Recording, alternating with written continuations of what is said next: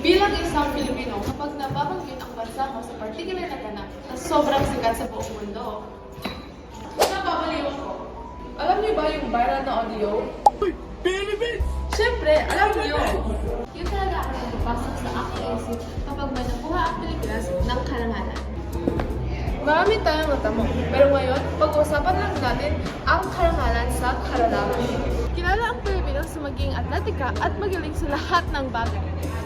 Siyempre, joke lang.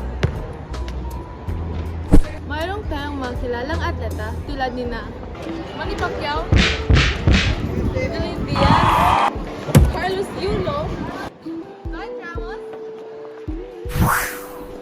at si Pauline Lopez.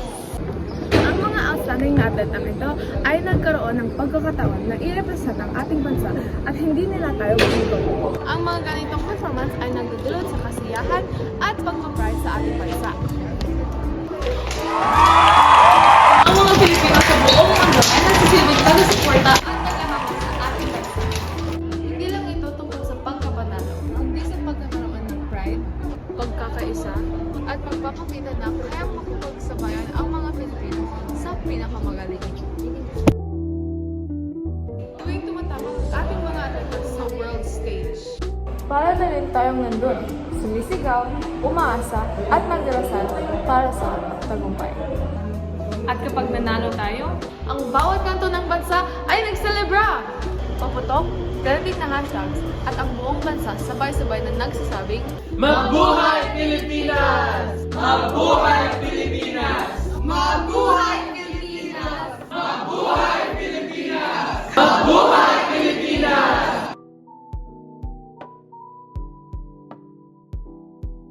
Tuwing nagkikipag-compete ang isang Pinoy na atleta, nagkakaisa ang buong bansa. Mapabahay, arena, o kahit nagre-refresh ng Twitter para sa updates, lamang ang puso ng bawat isa. Alam mo na kung anong nangyayari kapag may nakita kang Filipino na atleta na kumikita. Parang huminto ang bawat isa. Hindi lang sports ang mahal ng mga Filipino. Mahal natin ang Pilipinas sa pamamagitan ng sports. Ang aming pasyon, pagkakaisa, at walang sawang suporta sa ating mga atleta at kung gaano namin kamahal ang aming bansa at saan ang pwesto namin sa mundo. Represent, gotta represent. Chase a check, never chase a